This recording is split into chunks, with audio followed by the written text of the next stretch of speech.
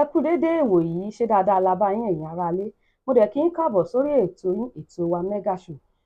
Tá a máa gbé yẹ̀wò lórí ètò lénìí ni ìyàtọ̀ láàrin ìgbéyàwó alárinrin àti ìgbéyàwó bòńkẹ́lẹ́. Bẹ́ẹ̀ ṣe mọ̀ pé òwú kì í dáhùn sọ, òkèlè kì í dáhùn bẹ̀. Ẹ sì mọ̀ pé ẹnìkan kì í jáwàdé, gbogbo èèyàn ló ń jẹ́jọ̀ mọ́. Èmi nìkan kọ́ mo wà lórí ètò lénìí. Mo gbé àwọn àlejò wá ní apá ọ̀tún mi àti apá òsì mi. Kí àwọn àlejò mi tó dárúkọ wọn, orúkọ tèmi ni Noimot Ọlálékan. Àlejò mi, please introduce yourself. Ndị be anyị ndewonu. Ọ bụ mụ bụ Nwaada Obidike Modesta Chiamaka. Nnọọ nọ n'ụzọ pụrụ iche. Ẹ ṣé. Àlejò mi tó wà lápá àlàáfíà mi, ẹ bá mi dárúkọ yín. Ẹ ṣé olóòtú, orúkọ mi ni Omidan Ọmọwùmí Ògúnfìdítì. Ẹ̀yin náà ẹ bá mi dárúkọ yín mà. Thank you, my humble host. I'm Oluwatoyo Sri Lanka. Thank you. You're welcome. Bí mo ṣe ń sọ lọ lẹ́ẹ̀kan pé n tá máa pẹ̀kẹ́lù lénìí ni ìgbéyàwó alárinrin àti ìgbéyàwó bòńkẹ́lẹ́. Èwo lẹ faramọ́? Ẹ̀yin aráalé ni mo ju ìbéèrè yìí sí o. Èwo lẹ̀yin faramọ́ ńbẹ̀? Ṣùgbọ́n kí n tó béèrè ìbéèrè lọ́wọ́ àwọn àlejò mi tó wà lórí ètò, mo fẹ́ sọ̀rọ̀ nípa ohun tó ń pè ní ìgbéyàwó alárinrin àti ìgbéyàwó bòńkẹ́lẹ́. Kí là ń pè ní ìgbéyàwó alárinrin gan? Àwọn kan rò pé ìgbéyàwó jẹ́ nǹkan tó jẹ́ pé téèyàn bá ṣe pé nǹkan ẹ̀kan ni, ṣùgbọ́n èèyàn gbọ́dọ̀ ṣe ní aláriwo. Àwọn míì dẹ̀ gbà pé bó ṣe jẹ́ nǹkan ẹ̀kan ní ilé ayé yìí o, ṣùgbọ́n èèyàn gbọ́dọ̀ ṣe ní bòńkẹ́lẹ́.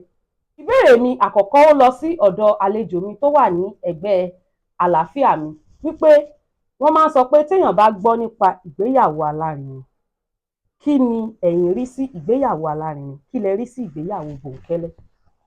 Ẹ ṣé olóòtú. Ṣé ẹ rí ìgbéyàwó alárinrin kò sí nǹkan tó burú ńbẹ̀ tí èèyàn bá ní owó àti kápá láti ṣe. Ìgbéyàwó bòńkẹ́lẹ́ náà kì í ṣe pé bóyá nǹkan burú nínú ẹ̀ pé bóyá kò dáa náà. Kéèyàn ṣe gẹ́gẹ́ bí agbára ẹ̀ ṣe mọ. Ẹni tó bá lè ṣe ìgbéyàwó bòńkẹ́lẹ́ kó ṣe é. Ẹni tó bá lè ṣe ìgbéyàwó aláriwo tó fẹ́ pariwo sí kó ṣe é. Gẹ́gẹ́ bẹ́ẹ̀ ṣe sọ pé ẹ̀ẹ̀kan ni èèyàn ń ṣe é, wọ́n lè pariwo ẹ̀. Àwọn tí wọ́n dẹ̀ mọ̀ pé òkè bóyá ìgbà tó fẹ́ ṣe é o kò sí owó lọ́pọ̀ àbí kò sí agbára láti ṣe ìgbéyàwó aláriwo tó dẹ̀ yẹ kán ṣe ìgbéyàwó, wọ́n lè ṣe bòńkẹ́lẹ́, kán dẹ̀ máa ṣe àwọn olóyìnbó ń pè ní anniversary, kán máa ṣe lẹ́yìn ẹ̀, kán máa ṣe ìyàwó tún mi gbé lẹ́yìn ẹ̀.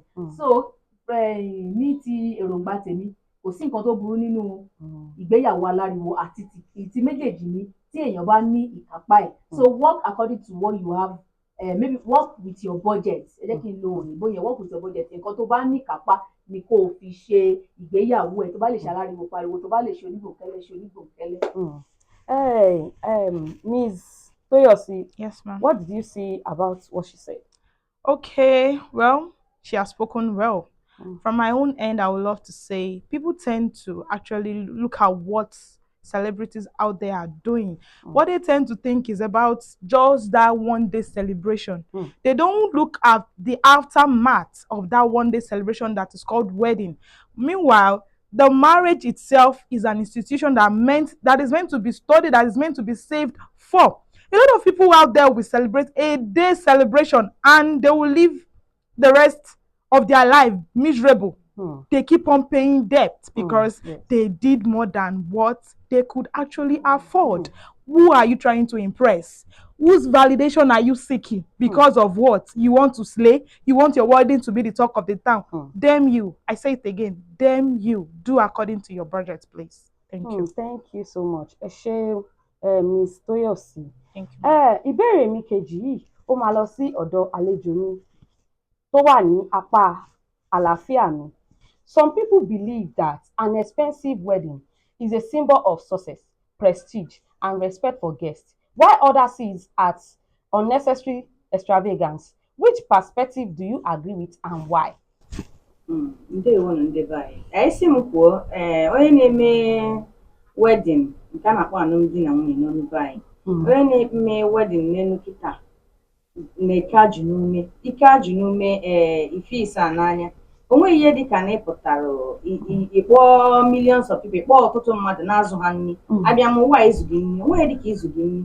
Ihe a niile m na-afụ ya azị mmadụ ịna ego n'ihi.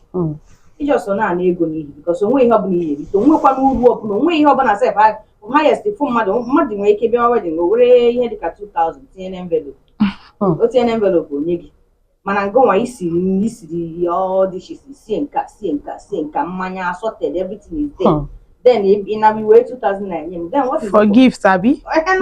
Kezi ka ihe m ji 2000 naira nwane onwe na-amaghị ka ihe niile dị na Naịjirịa kịta ihe niile siri ike na onwe ka mmadụ ya esipụta kịta ị bịa dewe m ahụ ka m bịa zụọ gị nri ọ ka mma na anyị were ego ahụ m meji wee zụọ ha nri na wedding ewere m ya venture into something dị nwee ike inwetere m interest o nwere ike asị na ya maka na mbụ onye Igbo ịbịa use sense ndị Igbo no nke a bụrụ maka sense nke a bụ ihe ziri ezi onwe ihe dịka na m pụtara kịta were ego ahụ venture into something ga-amụta m ọmụrụ nwa echiri ne na-eneda money anya sị m ọkwa ego a m kara iji waste ebe m ji eje mee wedding onwe onye na-achọ like ka TY si wee kwuo onwe onye na-eji mee impress onwekwana onye ọbụla ị na-eje ka ihe ị na-eji imezi mmadụ mgbe ahụ agago n'oge mgbe ahụ agago otu ọbụla isi wee fịa ụgwọ edi mmadụ m ihe m kwadoburu ime n'ụwa awụ mpụta mkpọ nne m nna m oke nna m anọghọzie mkpọ nne m mkpọ nne di m mkpọ ụmụnne di m just few of them I jee n'ụlọ ụka we exchange ring na akwụkwọ just enter your house and That's the end of the story. You agree with that? otu ahụ ka m si chọọ ya otu ahụ ka m si chọọ ya mgbe anyị agazi bịa kpọwa mmadụ bịa kpọwa DJ bịa kpọwa onye nke akpọwa onye nke ị na-ewe expenses n'isi onye n'isi tomorrow m bịa yọọ gị nri will you give me food if I come to beg you for food ihe asị na di m ọgịnịzi because I'm not do I used to come and get garri from my house to bebe suru bake no so onye ruo mee ka ike ya mana ọkwa na inwe ya mebie ojukazi akpa gị na-awụfu enyi ya ọka nkụ ngwa go ahead ọwụ na ịchọrọ ya like that you go ahead mana mụnwa ịdị ya adịrọ my sister adịrọ thank you ṣe ìbéèrè kẹta tí mo fẹ́ béèrè ẹ̀yin mẹ́tẹ̀ẹ̀ta ni mo fẹ́ jù sí ṣùgbọ́n ẹ rọra bá mi ṣe ní ìwọ̀ntúnwọ̀nsì torí àsìkò wa ó lọ báyìí wípé how much influence do family expectation cultural tradition and societal pressure has on the way couples plan and budget for their wedding today. Báwo ni ìrètí àwọn ẹbí àṣà àti ìṣe ìbílẹ̀ àti àwùjọ wa bó ló ṣe ń kópa lórí ìgbéyàwó òde òní. Okay. Láti ọwọ́ ọ̀dọ̀ yín. Ẹ ṣé olóòtú ṣẹ́rí a need láti sọ fún àwọn òbí wa àti àwọn family members wa nǹkan tá a fẹ́. Ìgbà míì wọ́n máa ń go beyond nǹkan téèyàn bá fẹ́ but àwọn náà kàn ràn wá lọ́wọ́ because mo fẹ́ sọ̀rọ̀ from my own end báyìí. Bí mo ṣe wà yìí èmi ni àkọ́bí nínú ìran dáàdì mi àti ìran mọ́mì mi like first grandchild from the both side and àìtí ìṣe wedding mi gan àìtí ìṣe wedding pé mo ti jẹ́ ọ̀dọ́ làǹgbà ọ̀ wọ́n ti ń sọ pé wedding yẹn máa fi lé 44 náà rúkà ẹ jẹ́ sáré sọ scenario kan matric mi bó ṣe matric tó sọ fún wọn ìgbà tí mo máa fi sọ fún grandma mi ṣe mọ̀ pé mo kàn sọ pé mi ò sọ ní sọ pé mo ti ṣe so that wọ́n á tẹ̀lé send owó sí mi nǹkan tó wà lórí tèmi nìyẹn mo kàn sọ pé àwọn máa fẹ́ ṣe matric whereas èmi tiẹ̀ ti ṣe grandma mi ní àkòsí wàhálà àgbà táwọn aráalé pè mí pé wọ́n ti mú bọ́ọ̀sì 18 passenger mẹ́ta wọ́n ti fẹ́ gbaṣọ lórí matric 100 level èmi tí mo ní matric gan mi ò lọ matric lọ́jọ́ yẹn mo lọ rìhásà tíátà wọ́n ní kí ló dé convocation náà àkọ́bí kinní kan ó fojú sílẹ̀ ó kàwé ẹ mọ̀ pé wọ́n fẹ́ and then torí wọ́n ti bá lágbájá ṣe wọ́n ti bá tàmẹ̀dò ṣe wọ́n ti ṣe tẹ́lẹ̀ wọ́n ti ṣe tọ̀ wọ́n tún wá ní bóyá wọ́n kán tún wá jẹ́ irú èèyàn bíi grandma mi sì tó jẹ́ ìyá báwọn ṣe máa ń sọ ìyá ẹgbẹ́ fún ẹgbẹ́ olóbì ẹgbẹ́ tàmẹ̀dò so wọ́n ti ní pé mo ti bá lágbájá ṣe o mo ti bá tàmẹ̀dò ṣe tí mi náà bá máa ṣe tí ọmọ mi bá máa ṣe nǹkan gbogbo àgbáyé ló fún mi bá mi ṣe so àwọn náà kàn jọ whatever I plan for my life is there for me nǹkan tó bá plan fún mi èmi ò fẹ́ ariwo rárá mo dẹ̀ ti ń sọ fún wọn lè ṣe bẹ́ẹ̀ ń wedding yìí o but kàn jọ ẹ̀yin òbí wa ń lé ẹ jẹ́ ká ṣe bí àwọn ṣebí èmi mo ṣàfẹ́ máa rí ẹ jẹ́ kí n ṣe bí mo ṣe fẹ́ ṣe ẹ̀jọ́ because ó máa really influence ó máa influence wa gan to do what we don't even want to do wọ́n dẹ̀ máa tiyàn abáyẹ̀ ṣe wedding tó wọ̀n nígbà mi wọ̀n báyàn tẹ̀lé ìwọ̀n abánidá kan ò ní bánidé bẹ́ẹ̀ so kàn jọ fún mo níwọ̀ntúnwọ̀nsì. Tóyọ̀sí, your take on this. All right, thank you. I would like to say that I repeat, nobody can decide for me.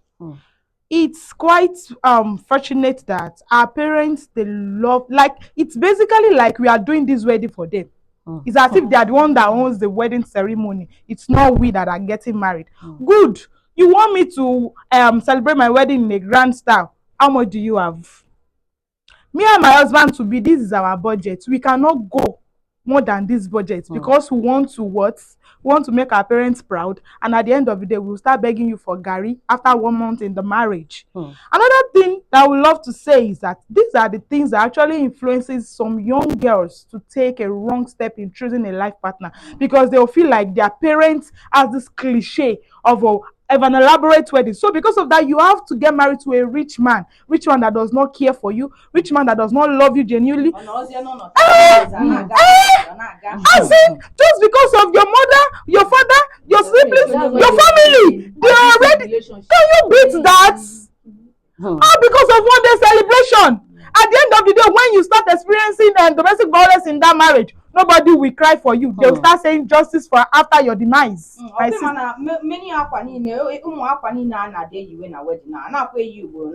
Like all those wedding gowns and they don't wear it twice. One wedding gown might be like 3 million. One time church tomorrow. For where? Church care. For where we want wear am. So that's just it. So that's why I emphasize, I reiterated that nobody. I don't want to see how my mommy is this party type of. My mother loves partying. My grandmother loves partying. Me that have not planned of getting married. My grandmother already picked. I told her, Grandma, you're just picking for picking's sake. If it's 50,000, if it's 100,000, or if it's 200,000, that me and my husband has to get married. Pastor bless us. I'm going to my husband's house. Let her bring money. Then later, if you want to do party, start. But my own cupboard no go there inside. That's my take on this. Thank you. Ẹ ṣé ẹ̀yin àlejò mi. Thank you so much for your thoughts. Before we go, ká tó máa lọ, ohun tẹ́mi fẹ́ sọ ni pé ẹ má jẹ́ kí a ṣe kí ni àwọn olóyìnbó máa sọ pé cut your coat according to your size.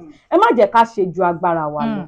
Tó bá jẹ́ pé ìgbéyàwó bòńkẹ́lẹ́ ló lè ṣe, kán ṣe àdúrà fún yín, kádùá yẹn dẹ̀ mọ́ yín.